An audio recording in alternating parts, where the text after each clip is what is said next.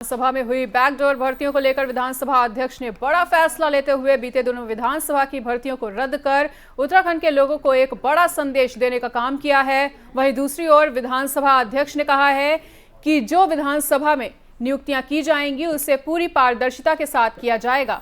आगे उन्होंने ये भी कहा कि विधानसभा में भर्तियां जरूरत के हिसाब से की जाएंगी और परीक्षा प्रतियोगिता का आयोजन किया जाएगा। कांग्रेस द्वारा लगातार उठाए जा रहे सवालों को लेकर विधानसभा अध्यक्ष ने साफ कर दिया है कि 2016 से पहले जो भी भर्तियां हुई हैं वो लोग परमानेंट हो चुके हैं। इसको लेकर हम लीगल ओपिनियन लेंगे।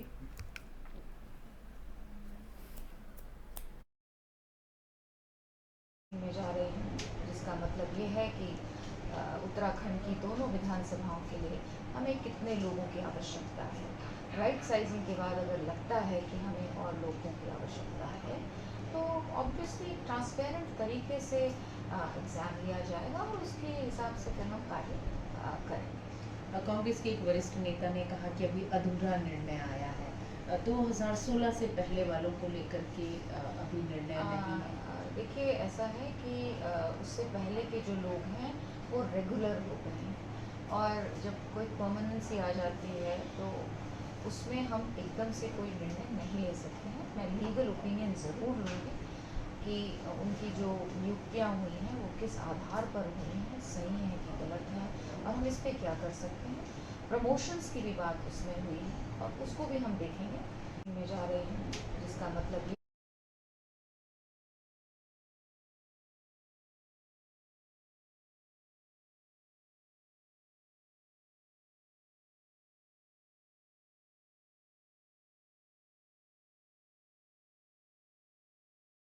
अंकिता भंडारी हत्याकांड में आज रविवार को भी लोगों को गुस्सा फूटता हुआ आज नजर आया है, जहां प्रदर्शनकारियों ने अंकिता की पोस्टमार्टम रिपोर्ट को सार्वजनिक करने की मांग रखकर श्रीनगर नेशनल हाईवे पर जाम लगा दिया और इससे पहले अंकिता के पिता और भाई ने अंतिम संस्कार करने से मना करते हुए पोस्टमार्टम रिपोर्ट की मांग की थी।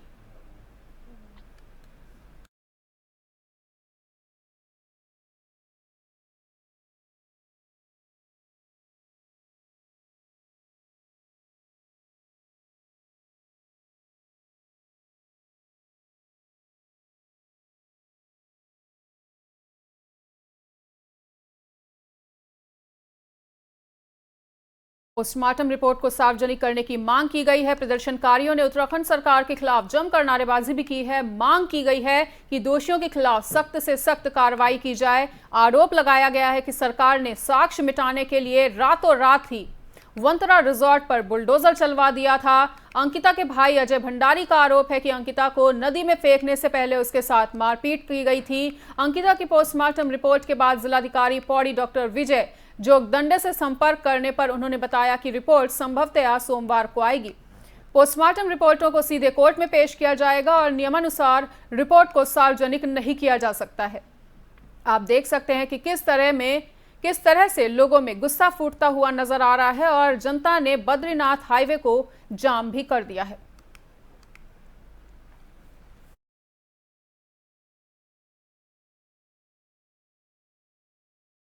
अंकिता हत्याकांड के मामले में एक के बाद एक नए मोड़ देखने को मिल रहे हैं और इस मामले में ऋषिकेश एम्स में अंकिता का पोस्टमार्टम किया गया था, लेकिन इस रिपोर्ट को मानने के लिए परिवार तैयार नहीं है। अंकिता का शव श्रीनगर गढ़वाल पहुंच चुका है और इसे लेकर परिवार का कहना है कि एम्स में जो रिपोर्ट तैयार की गई है उसमें दुष्कर्म की पुष्टि नहीं की गई।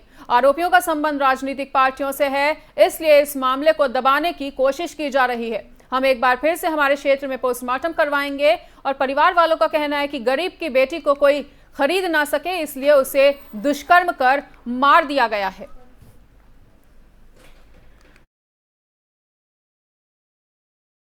कांड के बाद लगातार लोगों में गुस्सा देखने को मिल रहा है। अंकिता भंडारी के पोस्टमार्टम रिपोर्ट पर लोगों का गुस्सा फूटता हुआ नजर आया है। उसे सार्वजनिक करने की मांग लगातार की जा रही है। श्रीनगर बद्रीनाथ नेशनल हाईवे को जाम भी कर दिया गया है। आपको बता दें कि श्रीनगर में लोगों ने बद्रीनाथ नेशनल हाईवे को जाम किया है। साथ ही आप देख सकते हैं कि किस तरह से जो उसके परिवार वाले हैं वो इस पूरी पोस्टमार्टम की प्रक्रिया से और पोस्टमार्टम रिपोर्ट आने के बाद संतुष्ट नजर नहीं आ रहे और उन्होंने अंतिम संस्कार करने से भी मना कर दिया है। उनका कहना है कि वो पोस्टमार्टम अपने क्षेत्र में कराएंगे।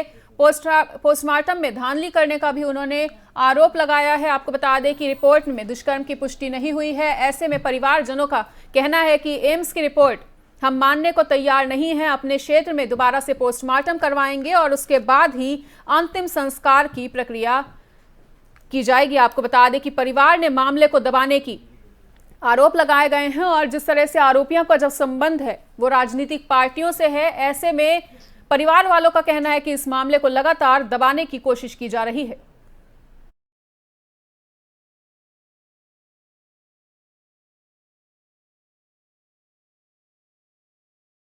और इसी खबर पर अधिक जानकारी के लिए हमारे साथ विपिन नागी ऋषिकेश से जुड़ चुके हैं। तो विपिन, अंकिता भंडारी की पोस्टमार्टम रिपोर्ट पर लोगों का जो गुस्सा है वो फूटता हुआ नजर आया है। श्रीनगर बद्रीनाथ हाईवे को भी जाम कर दिया गया है। क्या कुछ जानकारी निकल कर आ पा रही है? मनीषा, मैं बताना चाहूंगा जिस तरह से ये पूरा मामला कई दिनों से तूल पकड़ रहा था। हालांकि जिस दिन मिसिंग हुई थी अंकिता, उस दिन से ही ये मामला जो है दो दिन बाद जो है ये मामला तूल पकड़ गया था। पर ये क्या है कि एक राजनीतिकरण इसमें बीच में चल रहा था। फिर स्थानीय लोगों का गुस्सा फूटा और साथ साथ जो पौड़ी से और आसपास जो उत्तराखंड से लोग जमा हुए, जो अंकिता के मिसिंग के बाद जो ये मामला कल बढ़ चढ़कर सामने आया, उसका शव मिला और जब ये पावर चिल्ला हाउस से जब ये शव मिला, उसके बाद जब ये जो रोष देखने को मिला, जो आम जन का, ग्रामीणों का रोष देखने को मिला, वो बड़ा ही भयानक पूर्ण था। क्योंकि सबके अंदर एक गुस्सा था, केवल उनका सबका यही कहना था अंकिता के साथ इतना बड़ा घटनाक्रम हुआ कैसे। और सबसे बड़ी बात है, आरोपियों को अभी जो है कहीं ना कहीं अभी न्यायिक हिरासत में रखा गया है। 14 दिन की न्यायिक हिरासत में है, पर कोई निर्णय नहीं है। ये जनता का आम कहना यही है कि उनको फांसी देनी चाहिए और फांसी के लिए इतना समय नहीं लगना चाहिए। फांसी अभी तत्काल डिसीजन लेके देना चाहिए था कोर्ट को। और आगे जो है हमें भरोसा नहीं है न्याय पे, और कहीं ना कहीं जो है न्यायालय के यहाँ पे जो है ये अभी कार्रवाई ठीक नहीं हो रही है। जहां हत्याकांड इतना बड़ा हुआ है उसके बाद इतना समय क्यों लग रहा है इस मामले को लेकर। तो एक बड़ा ये जो मर्डर से ये बुलस्ता चला जा रहा है, जनता आक्रोश में है। और दूसरी बात ये है, बद्रीनाथ हाईवे की बात करें या टोटल श्रीकोट की बात करें, श्रीनगर की बात करें या तमाम ऋषिकेश की बात करें, चारों तरफ केवल एक ही माहौल है और एक ही माहौल में लोग जो है अपनी दुकानें बंद कर रहे हैं और लगातार माहौल गरमाया हुआ है। और लोग ये कह रहे हैं कि हम लोग जो है बिल्कुल जब तक पीएम प्रॉपर तरीके से नहीं होगा और रेप जो कुछ स्थानीय वहां पर करने वाला है। ठीक है विपिन जी, इस तमाम जानकारी के लिए आपका बहुत बहुत शुक्रिया। तो अंकिता हत्याकांड के बाद से पोस्टमार्टम रिपोर्ट सामने आ चुकी है। परिवार ने उस पर सवाल उठाए हैं। अंतिम संस्कार भी रोक दिया गया है। देवभूमि लगातार गुस्से में धधकती हुई नजर आ रही है और इस पर बड़ा अपडेट है कि परिवार वालों ने मामले को दबाने के आरोप भी लगाए हैं।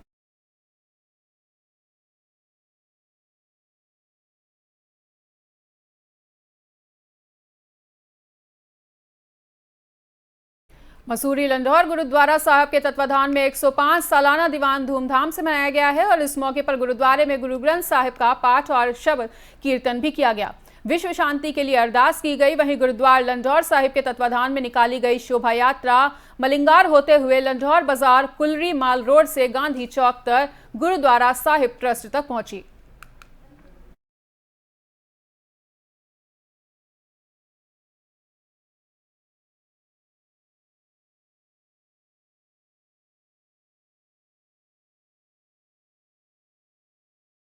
बीच आपको बता दें इस वक्त की बड़ी खबर, प्रदेश के 6 जनपदों में भारी बारिश का अलर्ट जारी किया गया है। 24 घंटे के लिए ऑरेंज अलर्ट जारी हुआ है। आपको बता दें कि देहरादून, चमोली, टिहरी, पिथौरागढ़, रुद्रप्रयाग, उत्तरकाशी में अलर्ट को जारी किया गया है। मौसम विज्ञान केंद्र के निदेशक विक्रम सिंह ने अलर्ट जारी किया गया है। आपदा विभाग से जुड़े सभी अधिकारियों को 24 घंटे तक अलर्ट रहने के निर्देश दिए गए हैं। तो बड़ी खबर आपको बता रहे हैं, मौसम विज्ञान केंद्र के निदेशक विक्रम सिंह ने अलर्ट जारी किया है और बारिश की संभावना को देखते हुए आपदा विभाग से जुड़े सभी अधिकारियों को 24 घंटे तक अलर्ट रहने के निर्देश दिए गए हैं।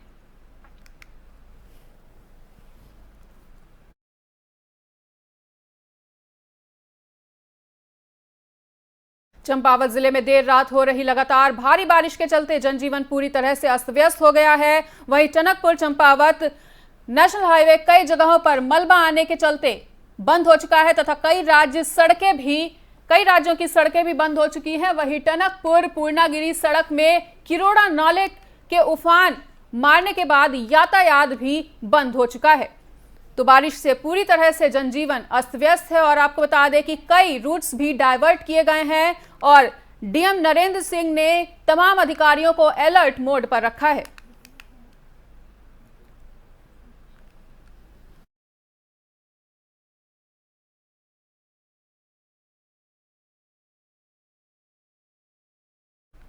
राज्य सरकार द्वारा पर्वतीय ग्रामीण लोगों को पर्यटन रोजगार को बढ़ावा देने के लिए होम स्टे योजना रंग ला रही है। वहीं अल्मोड़ा जनपद में इस योजना के तहत करीब 350 होम स्टे संचालित हो रहे हैं। जिला अधिकारी वंदना सिंह ने विकासखंड हवलबाग के पटिया गांव में चल रहे होम स्टे का जायजा लिया और इसके संचालन की जानकारी ग्रामीणों से ली। वहीं उन्होंने जन समस्याओं को सुना और जिला अधिकारी ने कहा है कि लोगों ने पुरानी शैली में बने अपने भवनों को होम स्टे के स्वरूप में बदला है और इस योजना में इनके होम स्टे को पंजीकरण कराने के निर्देश पर्यटन विभाग को दे दिए गए हैं।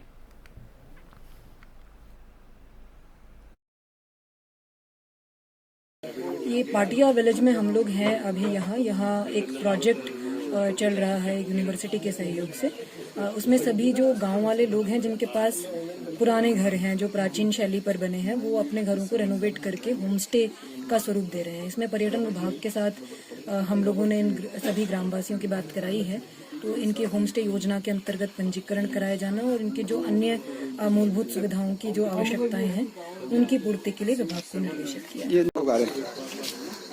हमारे क्षेत्र में अभी तक करीब 5 होम स्टे बन चुके हैं, जिसमें से 2 होम स्टे यहाँ है, तीसरा अभी निर्माणाधीन है। उधर कोटुड़ा में 2-3 होम स्टे उधर चल रहे हैं। और यहाँ पर जो है होम स्टे चलाने के लिए सबसे बड़ा सहयोग जो है ये NMHS है, तो मिशन फॉर हिमालयन स्टडीज, इनकी वजह से यहाँ पर ये एक प्रोजेक्ट चलाया गया है और जिससे यहाँ के क्षेत्रवासियों को उन्होंने पहले मोटिवेट किया और उनको समझाया। उसके बाद कुछ लोग तैयार हुए और इनके काम को देखते हुए अभी भी काफ़ी लोग और उत्साहित हो रहे हैं कि हम इस क्षेत्र में ये होम स्टे और हम स्थापित कर करके रोजगार का साधन अपनाएं।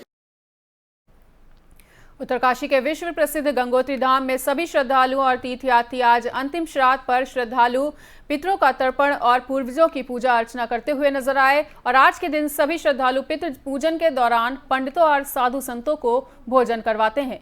इसी का नजारा देखने को मिला और दक्षिणा देकर आशीर्वाद भी पुजारियों से लिया जाता है। आपको बता दें कि सभी तीर्थ पुरोहित और जजमान अपने पितरों की पूजा अर्चना गंगा धारा पर करते हुए नजर आ रहे हैं।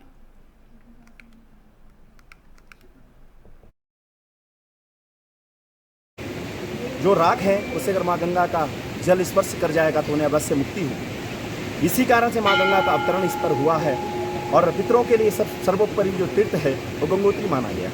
यद्यपि सब तीर्थों की अपनी अपनी महिमा रही है, तो कहते हैं कि तीर्थेषु सर्व तीर्थानि त्रेतायाम पुष्करे फलम द्वापरेषु कुरुक्षेत्रे फलो गंगे वकेवले। तो कहा है कि सारे तीर्थों का जो महात्म था वो सतयुग में हुआ करता था। त्रेता में जो है पुष्कर राज रहे हैं और द्वापर में अपना कुरुक्षेत्र जो था वो मुक्तिदायक था। लेकिन गंगा जी चारों युगों में मुक्तिदायिनी रही है और जब अवतरण भी हुआ तो वहाँ से मुक्ति कर रही है। और जब तक कलयुग के लास्ट चरण तक भी माँ गंगा का जब तक यह जल और यह धराधाम कर रही है, दूसरी अवतरण जो माँ गंगा का है वो एक एक तव जल कणिका ब्रह्म हत्यादि पाप है। माँ गंगा का जो एक जल का कण भी अगर किसी को स्पर्श कर जाता है तो ब्रह्म हत्या के पाप को भी खत्म कर देता है। इसलिए ब्रह्म कपाली में भी जो विधान है उस विधान के लिए कहते हैं कि तव जल कणिका, वो माँ गंगा का एक कण जो है अगर स्पर्श करता है तो ब्रह्म हत्या आदि पाप भी दूर हो जाते हैं। यहाँ पर राजा भगीरथ महाराज ने 5500 वर्ष तक तप किया है। हमारे धर्म में लिखा गया है पंचवर्ष शास्त्राणि पंचवर्ष शतानि च तथा तस्त्रते पे तपस्ति ब्रह्म जीर्ण प्रणासनो नित। सूखे हुए पत्ते खा करके 5500 वर्ष तक राजा भगीरथ ने अपने ही पितर नहीं बल्कि समस्त पितरों के लिए यहाँ पर उपासना करी है। और भगीरथ जो प्रयास आज कहा जाता है ये भगीरथ महाराज के नाम से ही यह विख्यात हुआ है। और आज भगीरथ महाराज की कृपा से जितने भी लोग यहाँ पर पहुँच पाते हैं उनके अवश्य ही पितृ जो है स्वर्ग आदि कामना वो अवश्य ही प्राप्त कर जाते हैं। यहाँ पर जो है लिखा हुआ ना काल नियमस्तत्र, यहाँ पर कोई काल नियम नहीं है क्या मध्याह्न में पितरों का पूजन करें या रात्रि के समय करें, ऐसा कुछ भी नहीं। जो यहाँ पर पहुँच जाता है नाम गोत्र समुच्चार्य अपने नाम और गोत्र। मसूरी में पंडित दीनदयाल उपाध्याय की 107वीं जयंती पर भाजपा कार्यकर्ताओं ने मसूरी घंटाघर स्थित पंडित दीनदयाल पार्क में दीनदयाल की प्रतिमा पर पुष्पांजलि अर्पित की और इस मौके पर भाजपा कार्यकर्ताओं ने पंडित दीनदयाल अमर रहे के नारे भी लगाए। वहीं उनके विचारों को जीवन में उतारने का संकल्प लिया।